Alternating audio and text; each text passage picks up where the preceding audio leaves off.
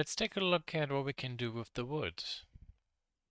The nice thing is pretty much everything that we did here with the UV unwrapping and then this node system we created is the same, more or less actually here. So hopefully there you will see how repetitive this is. The learning curve for material texturing is a little bit high at the beginning, but then it plateaus really, really fast. Very good. So here we would like to add our texture. Image there, open, and here is my reference image there. And then this I will drag into the base color, which is correct because I want the wood to be on there. I'm not going to add any scaling, etc., because I cannot tile this wood texture, otherwise it would look kind of funny. But if I now zoom in, what's going on? Tiny mistakes. Oh, and you be wood. Thank you. So we need now to help the software to fold or glue the wood texture over the faces of my geometry exactly the way how I want. So we will do a UV unwrapping and mapping again. Here we'll go to wood color. By the way, I call this wood color. Some would call this diffuse. Is simply because we use this just straight for the color. And then here the leather bump, now we use just for the normal. Okay, so let's move this over a little bit. Go to edit mode. There we are.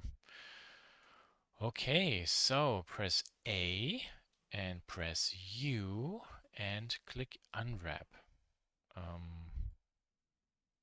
Yeah, didn't really do much. Okay, so what's wrong? So think about this as a cardboard box where we glued all the sides and flaps together. What we have to do now is add what's called seams. Kind of like, yeah, seams. Think about like in fashion where we stitch things together. We do the reverse. We need to cut it apart. Okay, so what's a seam? Select this face. Then we go to edge and say mark seam. You see actually now this has a color. Press A, go to unwrap, and look at that. Now there's actually this face and the rest is whatever it is. Then we can select here this, go one more time, edge and mark seam, unwrap. Oh, now we have this piece.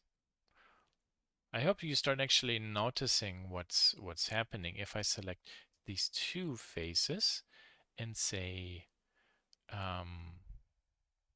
actually, hold on, I will select this and shift click this, but not the one here in the center, edge and seam. And then I will select these two faces here and say U and unwrap.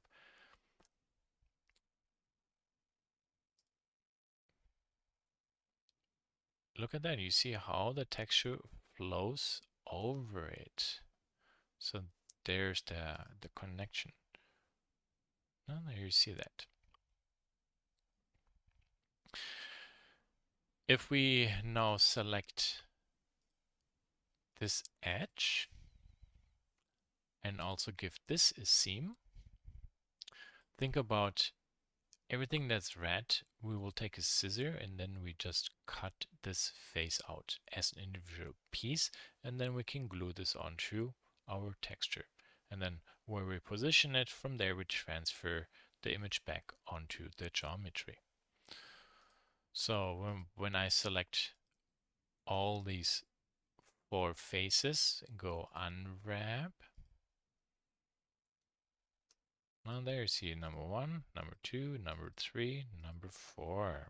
L and G, A, L and G. There, no? Okay. Very good. Now, we have actually some faces in the back there. In this case, the easiest way to texture it is simply to press A, because we want to mark seam onto every edge, and then unwrap. Look at that. So you know the sides, the long pieces, and all the smaller pieces. So with this done, what we then can do is simply, okay, let's get more of this image onto our geometry. So the rendering, the texture doesn't look so small. So here, press A to select everything, R and 90 and enter. And then S, and I scale everything, move this around, and try to see when is this too big. Now this is too big. Here, a little bit of S. Okay, very good. So, which face is this? Oh, this is here, the one at the bottom. L, A, move this up. You see how when I move this around, how I'm positioning geometry. Here's the knot. There's the knot.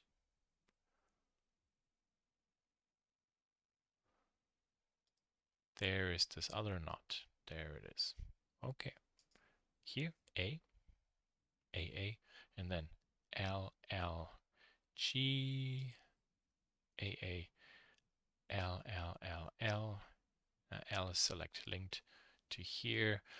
No, the interesting thing is you see how this is going left and right. This goes horizontal. So when I select this face, okay, R and 90, I would like this maybe to look a little bit more similar to this. This end grain obviously is very wrong, but for our case this is fine. In object mode, Shift H, and then we go into material mode. Now we can much better just take a look at only the object itself. Yeah, this looks actually pretty good. Now here we can see there is a seam. This might not be 100% correct. So U and U, what's this one? Ah, R and 90. Okay, now there we can clearly see, ooh, this is not good. So what do we do in this case? So in that case, actually, this will be more maybe one piece. This edge we will indeed clear. So I can select these two faces, go back to material preview, U, unwrap, and oh great, this happens. Scale this a little bit there. So yeah, okay. There are some distortions happening. Why are they? This is actually because of this modifier. You see how it throws some issues in there? As long as these issues are not screaming at us, we can get away with it. But by having actually this edge removed, this is like one, think about like one piece of veneer which we by hand as a sticker glue over that geometry. Here also one more time, when I select everything, let's select this one. We want to make sure that proportionally things are correct. Now this is way too high. We see in terms of scale more than we see there. So obviously this is wrong. this is also wrong because we don't see enough. So what I was trying to point out is that proportionally everything I see here matches proportion size-wise everything there. But yeah, so there's actually our wooden leg. No? Here we can play with the roughness, specularity, how much glossiness. Do we really want much? Maybe 0.3, 0.2, 0.1. No, I mean, this is not really clear coded. Or, I mean, we didn't really spray something over it. Maybe it's just the raw wood or so. Alt H. There we are. Not too bad. No, we can select this one. Very easy. A, select everything. Edge and mark seam. U, unwrap. Yeah, how do we do this now? Now, little trick. So L, go to here, Shift L, or just L. Go to here, there, and then A, R, and 90, and then scale everything up. So you see how we compacted everything. Click L, G, move this up a little bit so it's on the piece. And then this is maybe we move to here a little bit. Is this the top piece? Yeah, it is. RN90 in the UV editor. There. So same material, but you notice actually that the image looks very different on each object. That is because while each object uses the same material, each object has its own UV unwrapping.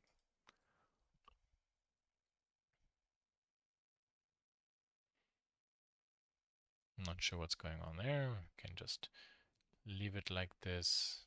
Very good. Okay. Last thing maybe to point out. Let's go to the Bevel Modifier. It's just a tiny detail. You see when we turn this off, we actually textured the sharp edges, and then the Bevel Modifier for us does the rounding and the blending between the materials. You see right there. It is. And the higher resolution the image, when we zoom in, this is very pixelated, the better this looks here. So when you look for images, now they should not be around 200, 300 pixels, like 8, 1000, 2000, 4K. That's kind of what we work with today. Good. So Alt H, show everything. Go to rendering. Go to the camera mode and let's take a look. Do we want maybe to have more reflectivity, less roughness? No, this is for us now to play with. There's also a clear coat we can add even on top too. It adds a little bit of more reflectivity to it.